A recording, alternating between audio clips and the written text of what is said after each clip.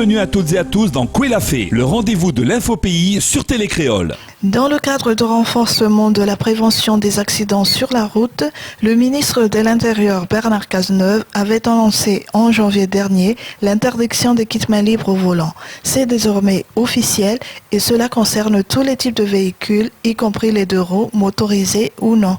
À compter de ce jour, les conducteurs en infraction encourent une amende de 135 € et un retrait de 3 points sur leur permis de conduire. Par exception, les systèmes déjà présents dans les voitures ou sur les casques de moto qui ne nécessitent le port à l'oreille ou la tenue en main d'aucun dispositif demeurent autorisés. Dans le courant de l'année 2016, plusieurs villes, de nombreux sentiers et les principaux axes routiers de la Réunion pourront être localisés sur le site Street View de Google, grâce à un partenariat conclu entre l'IRT et le géant américain de l'informatique. Avec du matériel prêté par Google, les équipes de l'IRT ont parcouru les itinéraires de randonnée et les routes pour engranger les images.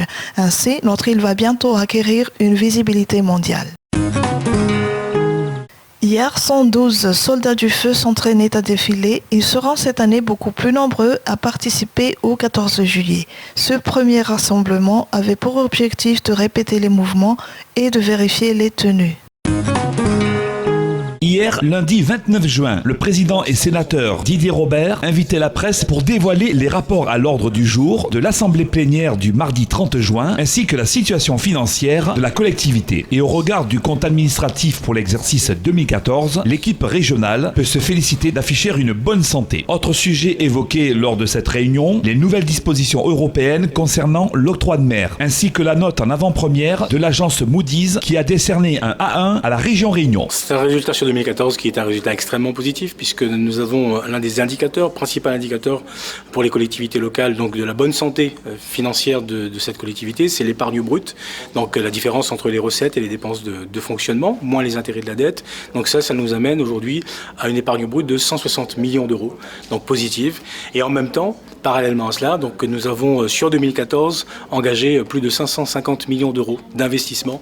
Donc cela montre à la fois donc l'engagement de la collectivité régionale auprès des entreprises et au service de l'emploi à La Réunion, mais en même temps une très bonne maîtrise des dépenses de fonctionnement, ce qui nous permet d'assurer aussi une part importante d'autofinancement. Oui, bien sûr, c'est la notation Moody's, comme tous les ans, donc c'est une notation aujourd'hui A1 qui est conforme là aussi, donc qui reflète très exactement cette bonne santé financière donc de la collectivité régionale, et donc j'en suis bien sûr extrêmement satisfait. Donc cela montre que aujourd'hui tous les efforts qui sont consacrés ici par les services administratifs et les services techniques, services budgétaires, donc permettent effectivement de faire en sorte que nous soyons dans une démarche qui soit une démarche investissement et maîtrise des dépenses. Malheureusement, encore une fois, il nous appartient aujourd'hui en interne d'organiser les arbitrages nécessaires pour pouvoir à la fois donc, assurer ce haut niveau d'investissement et d'accompagnement des entreprises, parce que ce sont les entreprises qui créent de l'emploi, et donc ça reste un objectif prioritaire, et en même temps de pouvoir maîtriser l'ensemble des dépenses dans de bonnes conditions. Je dis tout simplement qu'il y a aujourd'hui un programme, un projet d'action qui est porté par la collectivité régionale depuis plusieurs années,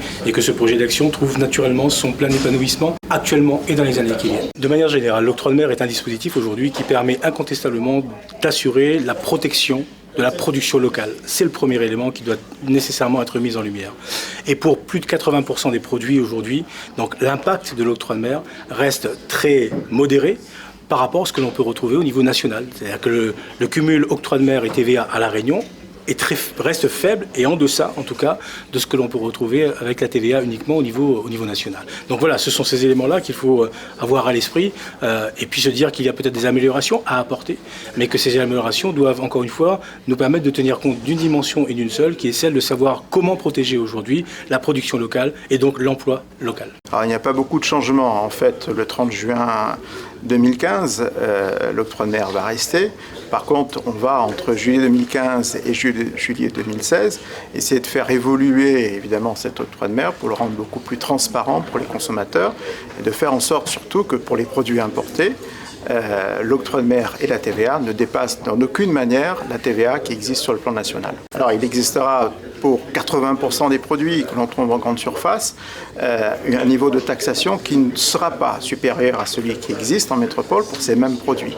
Par contre, il faut protéger notre production locale parce que ça, ce sont des emplois qui sont derrière et qu'il faut conserver des emplois marchands à La Réunion et il y aura des recettes complémentaires, notamment sur des voitures de luxe ou sur les cigarettes ou sur l'alcool fort, par exemple. Ce sont des recettes exceptionnelles qu'il faut conserver pour qu'on ait un niveau de recettes fiscales pour les collectivités qui soit évidemment celui qui existe aujourd'hui. Il faudra un octroi de mer qui est une sorte de TVA régionale sur la production, qui ne sera pas plus importante que la TVA qui existe sur le plan national. Il faudra un octroi de mer qui est un octroi de mer de protection de la production locale. Il faut la protéger pour garder les emplois. Et il faut un octroi de mer sur lequel il aura des recettes qui va concerner quelques produits notamment, tels que par exemple les alcools forts, le carburant, les voitures, les cigarettes. C'est quelques produits qui ont un octroi de mer qui sont plus importants. Cet octroi de mer, il faut le rendre plus transparent, plus compréhensible pour la population réunionnaise, et bien se dire que si on ne l'avait pas, on serait soumis à un taux de TVA qui est aujourd'hui de 20% sur le plan national, alors qu'il est seulement de 8,5% sur le plan local, et que ce passage à la TVA de 20% engendrerait une augmentation des prix qui serait beaucoup plus importante que celle qui existe aujourd'hui. Ce qu'il faut bien comprendre, c'est que l'octroi de mer est un impôt indirect qui porte comme la TVA sur les produits. La TVA repart en métropole et redistribuée sous forme de dotation à l'ensemble des collectivités. Pour la TVA, c'est l'État qui redistribue évidemment l'argent qui est collecté à La Réunion. Pour l'octroi de mer, la collecte reste évidemment dans les collectivités, elle est collectée par les douanes et c'est cette redistribution qui concerne en même temps la région et qui concerne l'ensemble des communes de La Réunion et qui représente quelquefois pour les communes jusqu'à 30 à 40% du budget des communes de l'île. Et donc l'octroi de mer est une recette fiscale importante et les communes ne pourraient pas se passer de cette recette. Qui peut à lui tout seul faire déplacer un préfet, une sous-préfète, un président de région, une présidente de département, 2 consuls d'Inde et de Chine, un maire, des conseillers départementaux et tout l'état-major de la marine nationale? Un seul nom ne brûle les lèvres, Alain Jetang. C'est à l'occasion de la Journée mondiale des gens de mer qu'il s'est vu remettre des mains de Dominique Saurin, préfet de région, la médaille du mérite maritime. Une belle récompense pour un homme dont le parcours méconnu a de quoi surprendre. C'est une association qui travaille avec 2 aumôneries de la mer. C'est la Maris et Sailor Society. Notre association s'appelle les Amis des Marins. Nous travaillons pour le bien-être des marins. Nous accueillons dans ce centre international les Amis des Marins tous les soirs entre 20 et 25 marins par jour. Et puis sur l'année, nous avons reçu à peu près 8000 marins l'année dernière de 52 nationalités différentes. Et aujourd'hui, c'est un grand jour, c'est le 25 juin. Et c'est la 6e année consécutive que nous fêtons cette journée mondiale des gens de mer.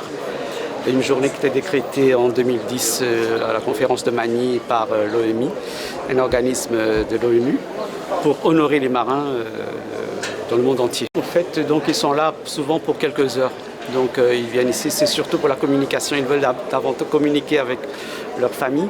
Donc nous proposons la connexion Internet à haut débit ici. Donc dès qu'ils arrivent, ils se connectent sur Internet, contactent la famille. Nous avons quelques boissons à offrir, donc on vend les boissons, la bière et les sodas et quelques chips, pas de restauration ici sur place. Mais il y a des marins qui sont hébergés pour 2-3 jours, donc à ce moment-là, on achète à l'extérieur pour eux. Oui, c'est un bel exemple d'engagement. C'est un travail, c'est un service où on continue. L'association fonctionne tout au long de l'année, tous les jours, 24 heures sur 24. C'est un appui humain. Les bateaux pourraient fréquenter notre port sans qu'on s'en préoccupe plus. Et là, c'est quelque chose, c'est un véritable... il a un engagement d'ailleurs lui aussi religieux en matière, mais par-delà cet engagement spécifiquement religieux, c'est un engagement humain tout court au bénéfice de personnes qui sont souvent en attente d'appui.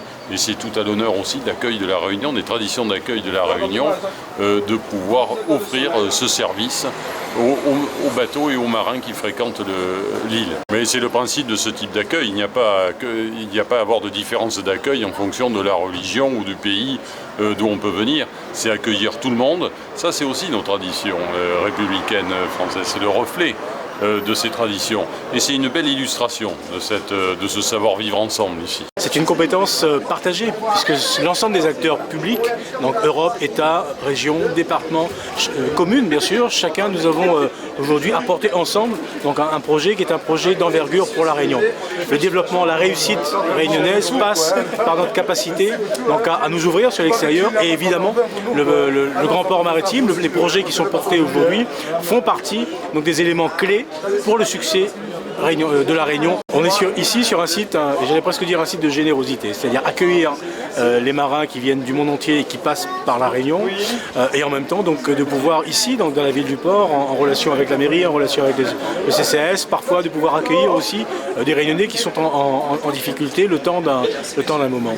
Et c'est tout le travail qui est mené aujourd'hui par cette association des Amis de la Mer, la raison pour laquelle donc l'ensemble des partenaires, encore une fois publics, associatifs, sont aux côtés de cette association, parce qu'encore une fois, il y a une démarche de générosité qui est portée par l'ensemble des acteurs, et Alain Jetong, directeur de ce site, en fait bien sûr partie, donc c'est quelqu'un qui officie sur tous les plans, j'allais dire, donc dans le domaine humanitaire, dans le domaine du contact et de la relation aux autres, et tout ça donc fait effectivement aujourd'hui qu'il a été reconnu et qu'il est reconnu donc, à travers cet ordre national du mérite maritime. J'ai presque envie de dire que ce sont des parcours exemplaires, mais exemplaires d'engagement.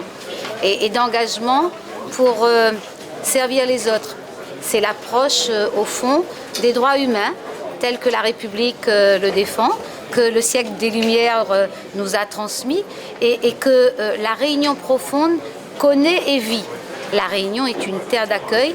Alors, célébrer ici, au port, à La Réunion, la journée mondiale des gens de la mer, qu'on accueille, et dans de très bonnes conditions, montrer tout le travail qui a été réalisé par une association, par la volonté que ce soit d'une direction, mais aussi, on l'a dit, de tous ceux qui se sont engagés avec la communauté protestante, les révérends qui sont présents, les premiers assistants sociaux, j'ai envie de dire, de ceux qui écoutent les gens, qui offrent une main ouverte à une main tendue. Le rappeler aujourd'hui, c'est émouvant. Pourquoi ? Parce que la mer n'accueille pas seulement ou ne transporte pas seulement les marins qui viennent nous amener de la marchandise, et on l'a rappelé, 97% de ce que nous consommons à La Réunion vient de la mer avec des bateaux, mais la mer aujourd'hui est le lien, mais en même temps le lieu où des hommes, avec la mondialisation, quittent leur pays, des conditions de vie parfois difficiles, en bravant leur propre vie, leur propre sécurité, pour essayer de trouver un rivage plus accueillant.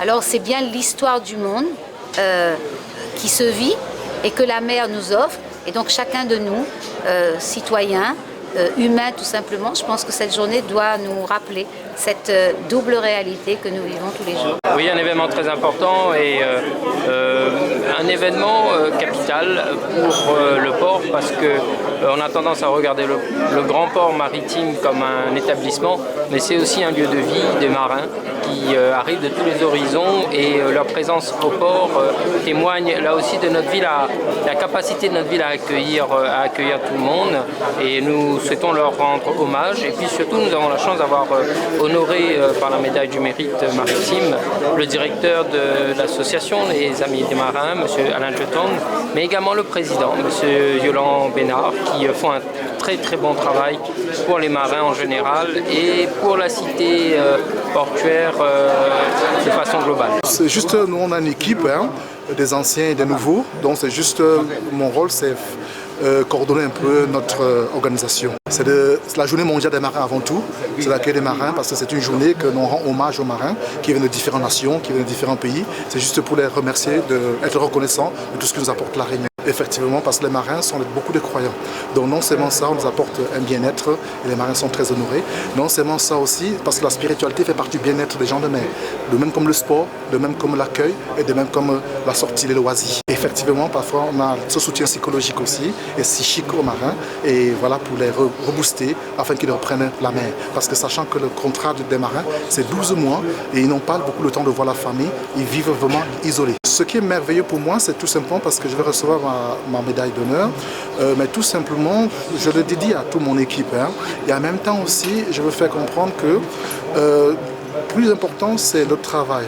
Nous avons essayé de fédérer les administratifs, les politiques, les religieux, les militaires et les civils ensemble. C'est notre fierté.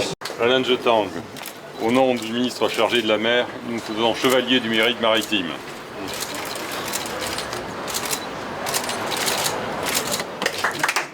C'est ainsi que se termine l'édition de ce jour de Koué l'a fait. Merci de l'avoir suivi et rendez-vous demain soir à 18h45 sur Télé Créole.